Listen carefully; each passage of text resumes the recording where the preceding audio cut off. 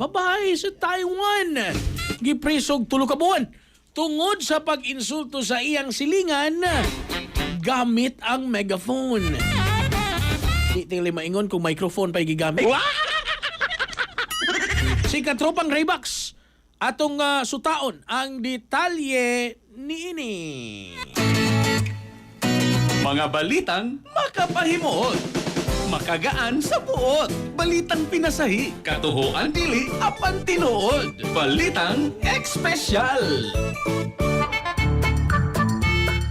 Gisintinsahan sa korte ang usa ka babae nga nailhang tiyan og 3 ka buwang pagkabilanggo human kini makasamok sa iyang komunidad pinaagi sa paggamit og megaphone aron manginsulto og mangaway sa iyang mga silingan sa 10 oras sa gabi. Suma pa sa reklamo sa mga silingan, nagbutang si Chen og sound amplifying equipment ngadto sa balkonahe sa iyang balay og gigamit kini aron i-broadcast ang mga insulto sa maximum volume. Nagsugod ang kining reklamo batok sa akusado niadtong Mayo 2023 og milungtad kinig hapit 2 ka tuig. Matod ba sa mga silingan, ginabuhat kini ni Chen dili moubos sa 3 ka beses matag semana og bulungtad ra ba kinig pipila ka minuto matag sesyon. Sa iyang dipinsa, giangkon ni Chen ang paggamit sa megaphone apan miingon siya nga nibaws lang siya tungod sa saba sa iyang mga silingan nga nakasamok sa iyang pagkatulog. Bisan pa niini gisalikoy sa hukom ang maong rason og giingong lapas na sa makatarunganon og dili madawat nga katilingban ang iyang gihimo. Ang silot nga 3 ka buwang prisuhan mahimo pang mapulihan og multa nga kapin sa 150,000 pesos apan dunay higayon nga kining akusado nga moapila sa desisyon. Pastil ng bugoya gamitag trumpa.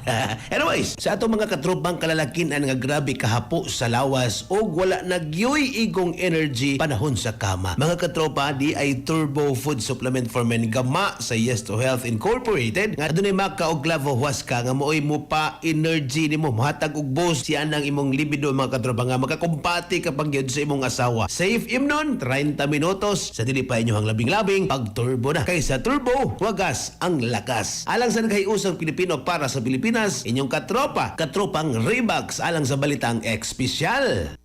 Kasikas Express Balita.